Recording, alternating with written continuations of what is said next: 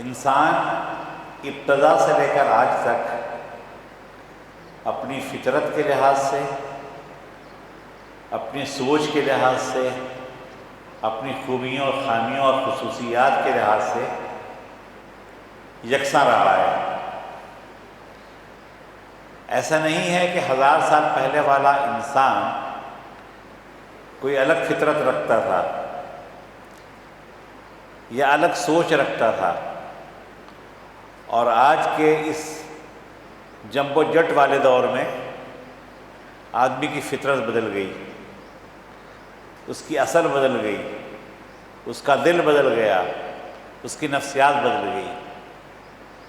ایسا نہیں ہے۔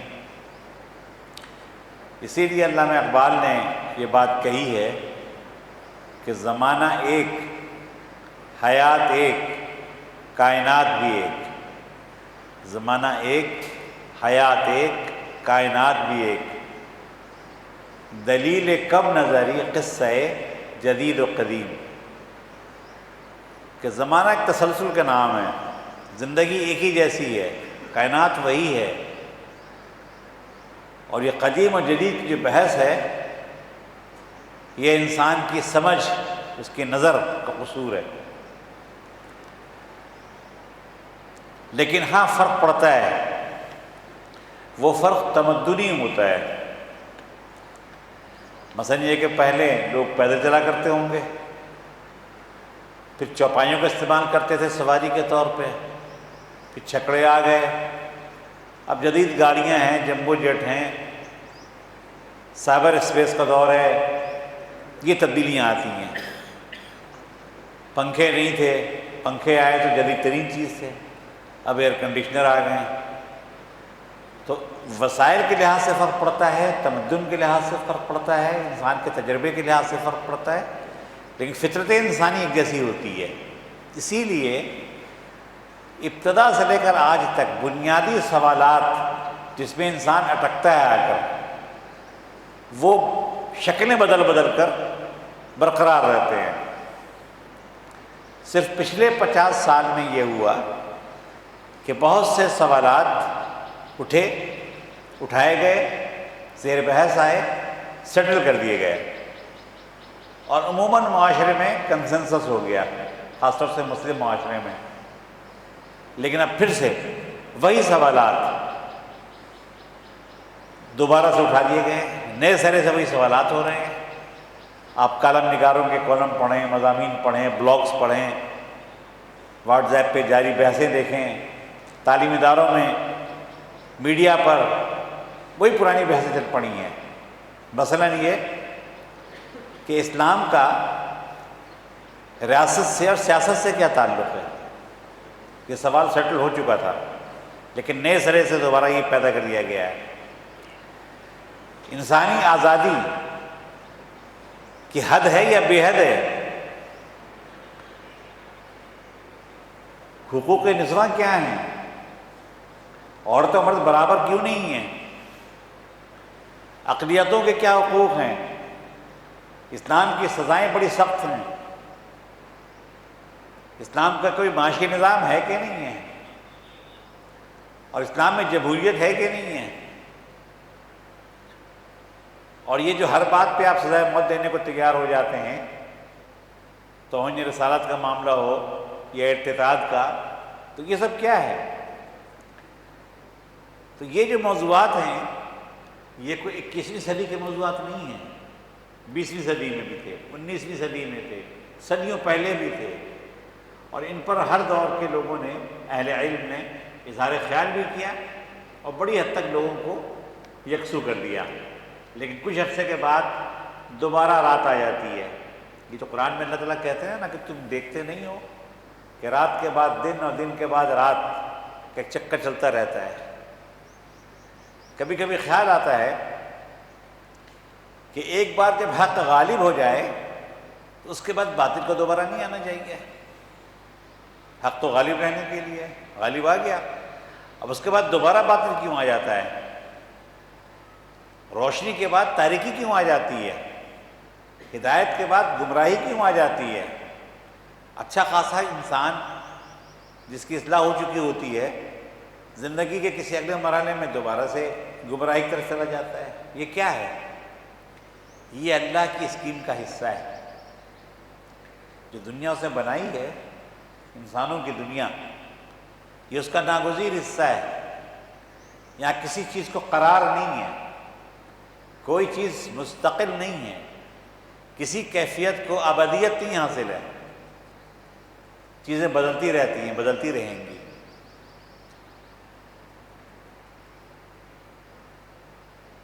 خانہ کعبہ فتح ہوا، مسلمان وہاں گئے اور کعبے کو بتوں سے پاک کیا، تو نبی صلی اللہ علیہ وسلم سورہ بنی اسرائیل کی وہ آیت پڑھتے تھے بار بار، جاء الحق وزهق الباطل ان الباطل کان زہوقا، کہ بے شک یقیناً حق آ گیا اور باطل مٹ گیا، باطل مٹنے ہی کے لیے ہے۔ تو بعض دفعہ آدمی سوچتا ہے کہ یہ قرآن کی آیت ہے اور نبی صلی اللہ علیہ وسلم کی زبان سے نکلی ہے، تو دوبارہ سے دنیا میں باطل کیوں آ جاتا ہے؟ تو اس کا ایک پہلو تو یہ ہے کہ حرمین میں بہرحال باطل نہیں آیا، وہاں دوبارہ بت نہیں آئے، یہ ایک بات ہے۔ لیکن انسانی زندگی کا بنیادی لازمہ جو ہے حق اور باطل کی کشمکش ہے، ابلیسیت اور آدم کی فطرت کا ٹکراؤ ہے۔ نہ کبھی ایسا دور آئے گا کہ ہمیشہ ہمیشہ کے لیے باطل مٹ جائے، نہ کبھی ایسا دور آئے گا کہ ہمیشہ ہمیشہ کے لیے آدم کا راستہ ختم ہو جائے۔ اللہ نے دونوں کو اتارا اور یہ کہہ کر اتارا کہ تم ایک دوسرے کے دشمن ہو، یہ دشمنی چلتی رہے گی تاکہ قیامت آ جائے۔ تو یہ کشمکش اگر نہ ہو تو انسانوں کے متعلق یہ تعین نہیں ہو سکتا کہ کون کس طرف کھڑا ہے، کون ابلیس کا ساتھی ہے، ابلیس کے راستے پر ہے، اور کون اپنے باپ آدم کے راستے پر ہے۔ اسی کشمکش کا نام حیات انسانی ہے، پوری تاریخ اسی کشمکش کا نام ہے۔ اس وقت جو سوالات اٹھا دیے گئے ہیں دنیا بھر میں، خود ہمارے معاشرے میں، سوالات کے ساتھ ساتھ ایک اور جو تبدیلی ہے، سوالات تو وہی ہیں پرانے والے ہیں، لیکن جو تبدیلی ہے وہ کمیونیکیشن کے ذرائع کی ہے۔ پہلے صرف زبان سے کمیونیکیشن ہوتی تھی، پھر تحریریں آ گئیں، کتاب، پیمفلیٹ، رسالے، اور اب تو یہ ہے کہ ایک اکیلا آدمی اپنے گھر پہ کمپیوٹر پہ بیٹھ کر لاکھوں اور کروڑوں لوگوں تک صحیح یا غلط بات پہنچا سکتا ہے۔ اس کو کہیں جانے کی ضرورت نہیں ہے، اسے کچھ کرنے کی ضرورت نہیں ہے، صرف ایک آئیڈیا بنائے، سلیقے سے تیار کرے، اور جو انٹرنیٹ پہ مختلف سسٹم بنے ہوئے ہیں ان کو استعمال کر کے پھیلانا شروع کر دے۔ اس کو ہم خیال مل جاتے ہیں، ہر خیال کو ہم خیال مل جاتے ہیں، جو اس کی کاپیاں کر کے آگے بھیجتے ہیں، ملٹی پلائی ہو جاتی ہے یہ چیز، اور لاکھوں افراد تک، بلینز تک، کروڑوں تک ایک بات پہنچ جاتی ہے، صحیح یا غلط۔ تو کمیونیکیشن کے ذرائع پھیلنے کی وجہ سے سوالات کا دائرہ بھی وسیع ہو گیا ہے۔ پہلے بہت سارے علمی سوالات تھے جو اہل علم تک محدود رہتے تھے، لیکن اب ہر ایک کی رسائی وہاں تک ہے۔ بہت سے سوالات اور ان کے جوابات ایسے ہوتے ہیں کہ جو ہر آدمی کے لیے ہوتے ہی نہیں ہیں، انسان کی کیپیسٹی نہیں ہوتی کہ سمجھ سکے، لیکن سوالات کی زد میں وہ بھی ہے۔ اس کا نقصان یہ ہوتا ہے کہ بہت سے سوالات الجھا دیتے ہیں ایک آدمی کو، جب جواب آتا ہے تو اس کی سمجھ میں نہیں آتا، اور سمجھ میں نہ آنے کا سبب یہ نہیں ہوتا کہ سوال کا جواب غلط ہے، بلکہ اس سننے والے یا پڑھنے والے کی ذہنی صلاحیت استعداد کا مسئلہ ہوتا ہے کہ اس کے لیول کا سوال تھا نہ جواب ہے، وہ الجھا رہتا ہے۔ تو یہ اس دور کی فتنہ ہے۔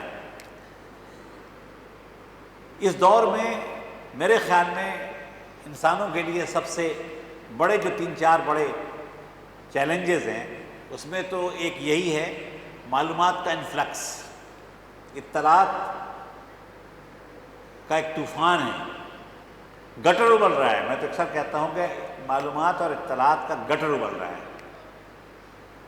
وہ والی کیفیت ہے۔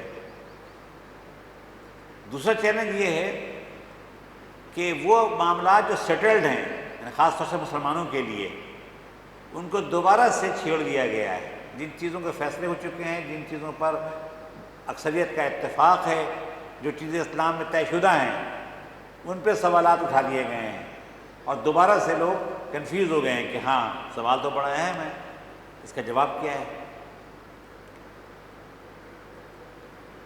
تشکیک، شک، اور تیسری چیز جو ہے اس سے بڑھ کر الحاد، یعنی اللہ کا انکار، نبی کا انکار، آخرت کا انکار، وحی کا انکار۔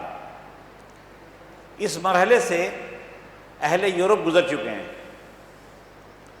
اور اب اسی تجربے سے مسلمانوں کو گزارنے کی صحیح کی جا رہی ہے۔ اس لیے میں ضروری سمجھتا ہوں کہ کچھ بات تو اسلام کی اصل کے متعلق بتاؤں، اور کچھ باتیں عیسائیت کی تاریخ یا یورپ کے تجربے کے بارے میں بتاؤں۔ اس کے بعد 2-3 اہم سوالات کے جواب دوں گا، پھر آپ کو جو سوال کرنے ہیں وہ آپ کر لیجیے گا۔ ہمارا تصور حیات و کائنات یہ ہے اسلام کا، ہمارا ورلڈ ویو یہ ہے، دنیا کو اور زندگی کو اور کائنات کو دیکھنے کا اینگل یہ ہے کہ پوری کائنات اللہ تعالیٰ نے بنائی ہے۔ اچھا، یہ بات تو ہر مسلمان مانتا ہے، اس میں خاص بات کیا ہوئی؟ زبانی ماننے میں اور اس کو اچھی طرح سے سمجھنے میں اور دل سے یقین میں اور اس کا تعلق باقی چیزوں سے جوڑنے میں اور محض مان لینے میں فرق ہے۔ اللہ ایک ہے، اللہ رازق ہے، ہم سب مانتے ہیں کہ اللہ رازق ہے۔ ہم میں سے کتنے لوگ ہیں جو عملاً اس پہ یقین رکھتے ہیں کہ اللہ رازق ہے؟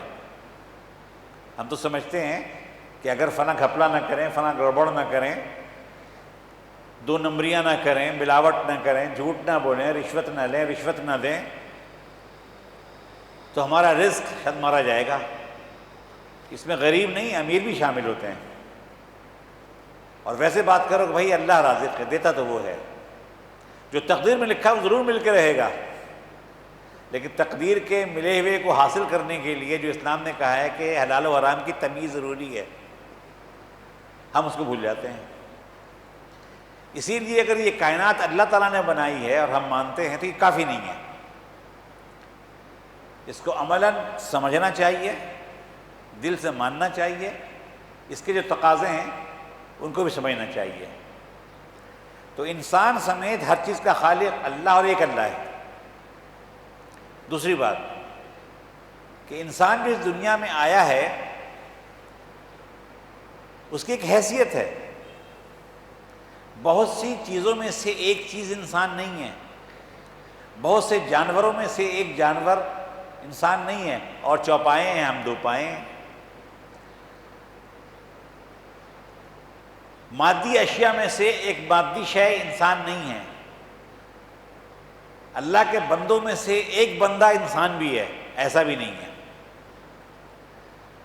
انسان کی حیثیت منفرد ہے، اور اس کا ذکر خود قرآن پاک میں ہے۔ آپ سب جانتے ہیں کہ اللہ تعالیٰ نے انسانوں کو پیدا کرنے سے پہلے اعلان کر دیا، نوٹیفیکیشن جاری کر دیا کہ ایک ویکنسی میں نے کریٹ کی ہے، خلیفہ کی ویکنسی، اور اس کے لیے میں خلیفہ بنانے والا ہوں۔ اور پھر سب کے سامنے اس خلیفہ کو بنایا۔ قرآن ہی کہتا ہے کہ اللہ تعالیٰ نے اپنے ہاتھ سے بنایا، اور ایک حدیث میں آتا ہے کہ اللہ تعالیٰ نے پوری زمین کے ہر حصے کی مٹی لی، تھوڑی تھوڑی مٹی، سفید، سیاہ، سرخ، گیلی، خشک، ریت، زرخیز، سب کو گوندا اور اسے مجسمہ بنایا، اور اس میں پھر اپنی روح پھونکی۔ 3 چیزیں ہو گئیں، نمبر 1 خلیفہ، نمبر 2 اللہ تعالیٰ نے اپنے ہاتھ سے بنایا۔ اللہ تعالیٰ قرآن پاک میں بہت کم چیزوں کے لیے کہتے ہیں کہ میں نے ہاتھ سے بنایا، کہتے ہیں ہم نے بنایا، لیکن انسان کے لیے کہتا ہے کہ میں نے اپنے ہاتھ سے بنایا۔ اچھا، اللہ کا ہاتھ کیا ہے ہمیں نہیں پتہ، ایسا کوئی ہاتھ ہے یا کیا ہے وہ جانتا ہے، جاننے کی ضرورت بھی نہیں ہے ہمیں، لیکن یہ اسپیشل خاص بات ہے کہ اپنے ہاتھ سے بنایا۔ تیسری چیز اپنی روح میں سے پھونکا، روح پھونکی نہیں کہتا ہے، اپنی روح میں سے میں نے پھونکی، یعنی کہ جو اللہ تعالیٰ کی روح ہے اس کا ایک حصہ انسان میں پھونک گیا۔ یہ تین چیزیں ایسی ہیں جو انسان کے سوا کسی میں نہیں ہیں، اس کی خصوصی حیثیت ہے۔ اسی لیے کائنات کی جتنی چیزیں ہیں ان میں سب سے زیادہ جواب دہ انسان ہے، انسان کی جواب دہی سب سے زیادہ ہے۔ ہوش سنبھالنے سے لے کر ہوش گنوانے تک یہ پورا عرصہ ہے، ہوش سنبھالنے سے لے کر ہوش گنوانے تک، موت کی وجہ سے ہوش گنوا دے انسان، یا معذوری کی وجہ سے، برین ہیمریج کی وجہ سے، بے ہوشی کی وجہ سے، عمر کی وجہ سے، جب تک وہ ہوش نہیں گنواتا اپنی سوچ، اپنی زبان، اپنے عمل، اپنے رزق، اپنے ہر چیز کے لیے وہ ذمہ دار و جواب دہ، کسی بھی دوسرے کے مقابلے میں سب سے زیادہ ذمہ دار ہے، کیونکہ سب سے بڑا منصب اسی کو ملا ہے۔ ابدیت میں انسانوں کے ساتھ جنوں کو شامل کیا گیا ہے، وما خلقت الجن والانس الا لیعبدون، کہ ہم نے انسانوں کو اور جنوں کو بندگی کے لیے پیدا کیا ہے، لیکن خلافت میں دونوں کا ذکر نہیں ہے۔ اس کا مطلب یہ ہے کہ بندگی سے بڑی شے خلافت ہے، جس میں انسان تنہا ہے۔ قرآن و حدیث میں کسی کا ذکر نہیں ملتا کہ وہ اسے بھی خلافت دی گئی ہے۔ تو زمین پہ انسان کی حیثیت خلیفہ کی ہے۔ خلیفہ کا مطلب ہوتا ہے کسی بہت بڑی اتھارٹی کی طرف سے مقرر کردہ، اپوائنٹڈ کوئی ایسا اعلیٰ افسر کہ جس کے ماتحتی میں بہت کچھ ہو، جاگیریں ہوں، ملازمین ہوں، اشیاء ہوں، اور وہ اس کی ہدایت کے مطابق اس کی نمائندگی کرتے ہوئے ان کو ہینڈل کرتا ہو، ان کو مینیج کرتا ہو، ان کو ایڈمنسٹر کرتا ہو۔ تو خلیفہ دراصل ایڈمنسٹریٹر ہے، مینیجر ہے۔ زمین پر خلیفہ تو زمین کا مینیجر، زمین کا ایڈمنسٹریٹر، اور زمین کے آس پاس اس کی رسائی میں جو کچھ آ جائے، اس کی رسائی میں جو چیزیں آتی جائیں ان سب کا خلیفہ ہے وہ، اور اس کے لیے جواب دہ ہے وہ اپنے اپوائنٹی کے سامنے، جس نے مقرر کیا ہے، حاکم اعلیٰ، کائنات کا حاکم اعلیٰ، اس کے سامنے جواب دہ ہے۔ یہ انسان کی حقیقت۔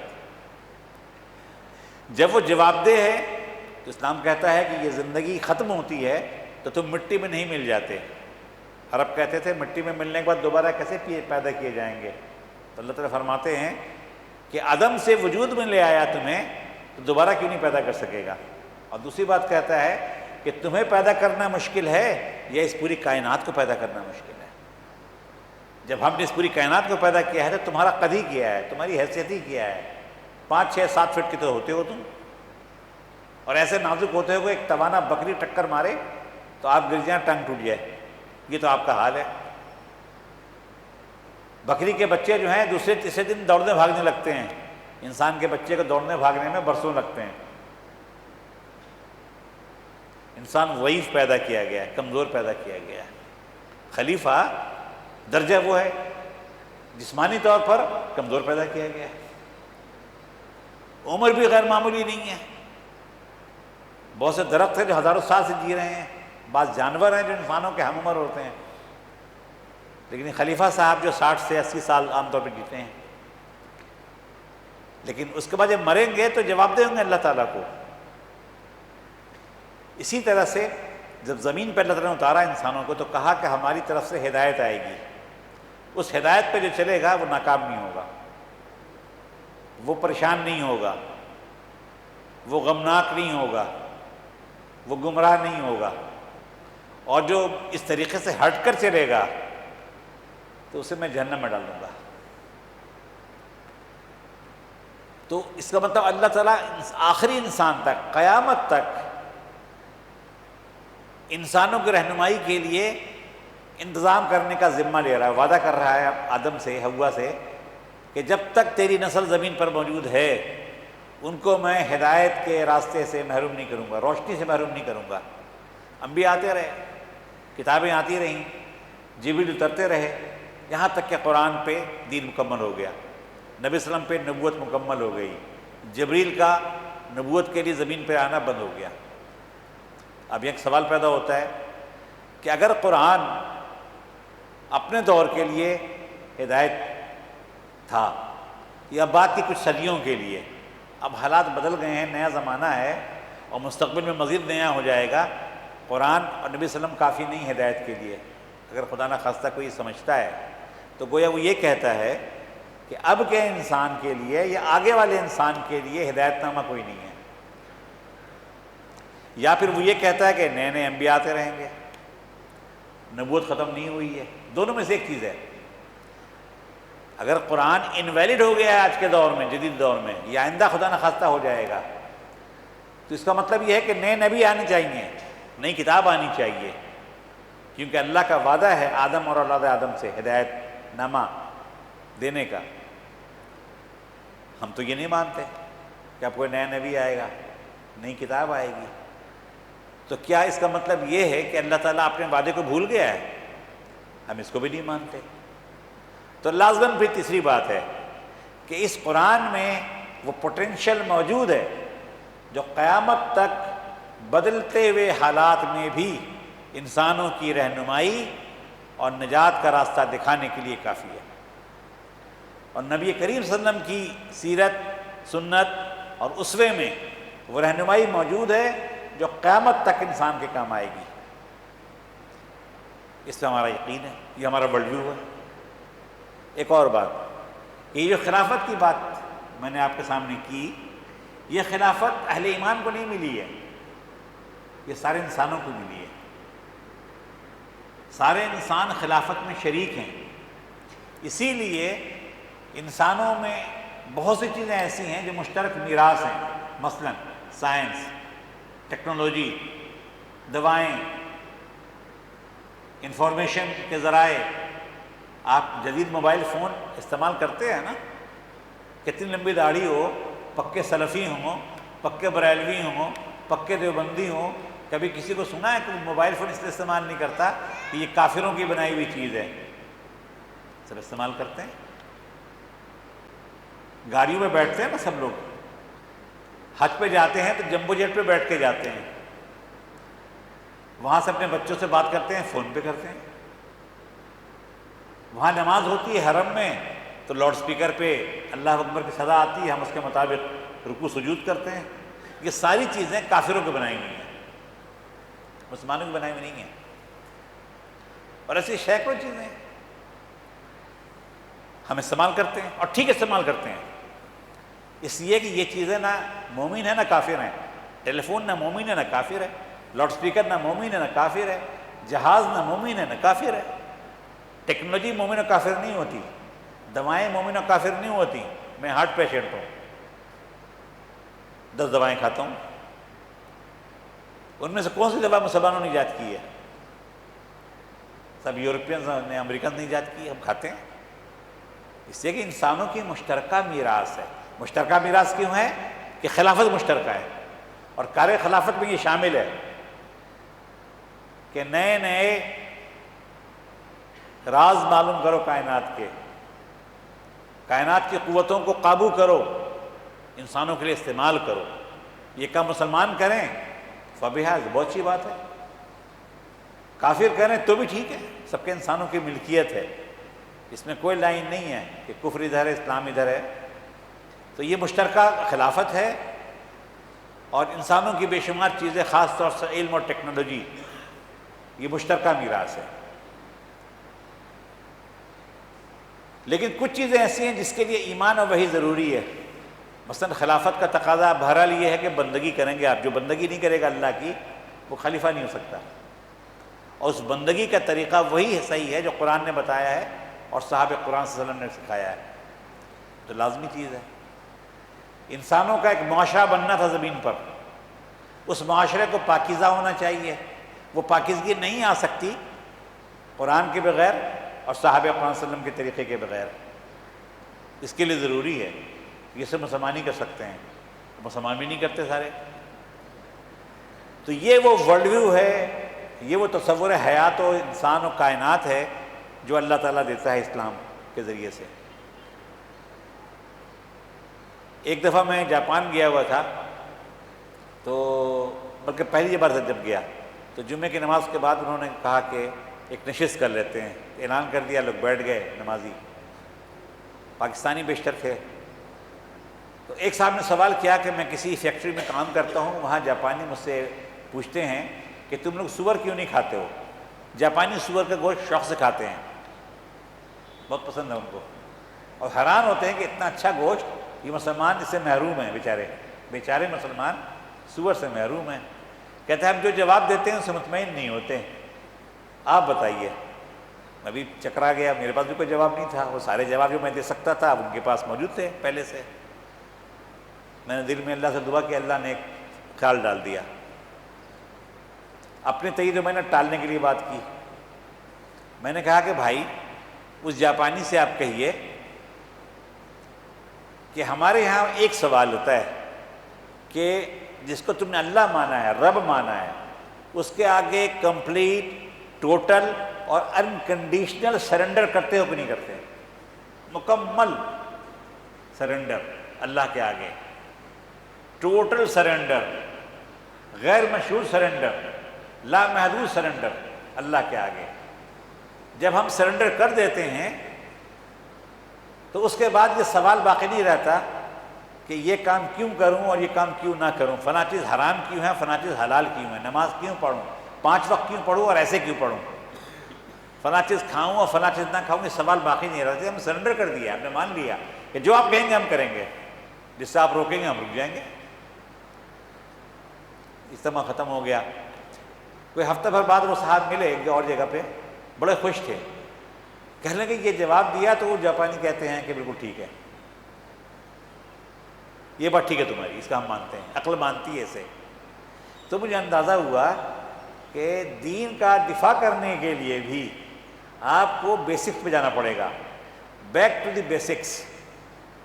میڈیکل سائنس کا ایک اصول ہے، میں ڈاکٹر نہیں ہوں لیکن ڈاکٹر سے سنا اور پڑھا ہے کہ میڈیکل سائنس کا ایک اصول ہے کہ ایسا مریض آ جائے جس کے مرض کے بارے میں ڈاکٹرز تعین نہ کر پا رہے ہوں، الجھے ہوئے امراض ہوں، ایکسپرٹس بھی کنفیوز ہو جائیں، تو کہتے ہیں گو ٹو دی بیسکس، بنیادی چیزوں کو چیک کرو، بنیادی چیزوں کی طرف جاؤ، میڈیکل سائنس کی جو بنیاد ہے وہاں سے شروع کرو، اور کہتے ہیں اس کے بعد یہ ہوتا ہے کہیں نہ کہیں سرا مل جاتا ہے۔